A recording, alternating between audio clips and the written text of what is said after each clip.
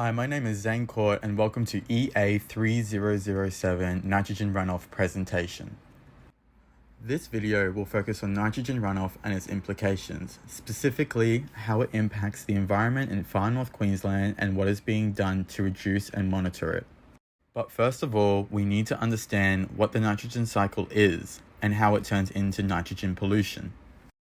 The nitrogen cycle is a biochemical cycle by which nitrogen is converted into multiple chemical forms as it circulates amongst the atmospheric, terrestrial, and marine ecosystems. However, in high concentrations, nitrogen can become a pollutant.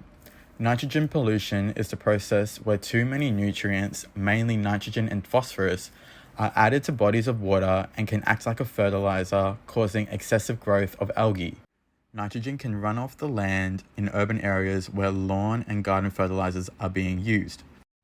Since the 1860s, the mass production of cane and banana farming has increased in Far North Queensland, which means that there is an increase in fertilizer being used, which is highly concentrated with nitrogen and phosphorus. Due to the high influx of rain during the monsoon seasons in Far North Queensland, nitrogen will leave the soil as it is negatively charged and will flow with the water downstream into gullies, which will eventually lead to creeks.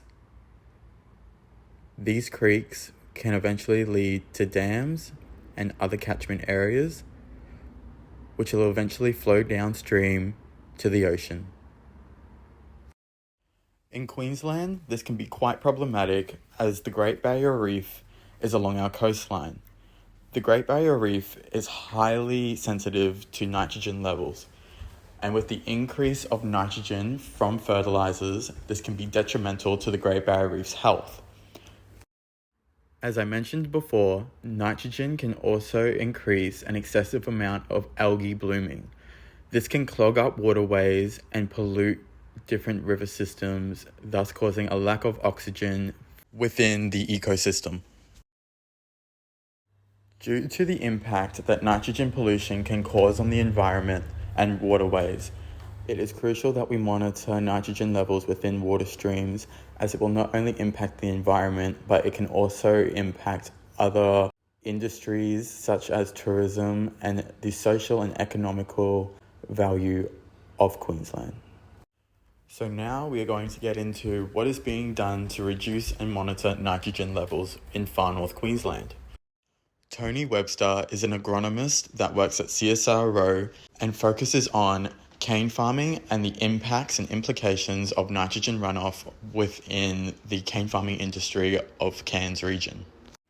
Tony Webster has built his own gauging station and engages with stakeholders such as cane farmers to see if he can work on their properties and see the amount of nitrogen runoff that is being spilt into the waterways. In doing so, Tony Webster will collect data on different farm sites and show stakeholders how they can improve and reduce the level of nitrogen runoff using different fertilizing methods. Another method being used is the nitrogen gauging station in Innisfail. As Alicia Buckles from Terrain explains, that this station gauges the level of fluctuation from the Innisfail Creek, which experiences drastic increases in water volume during the wet season.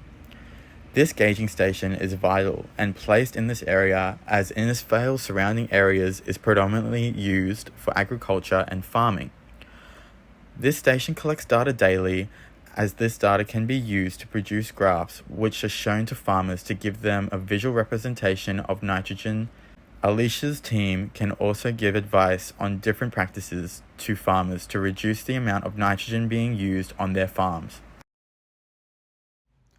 Thank you for watching this video. I hope that you learned a lot about nitrogen runoff within Far North Queensland and what is being done to reduce and monitor it.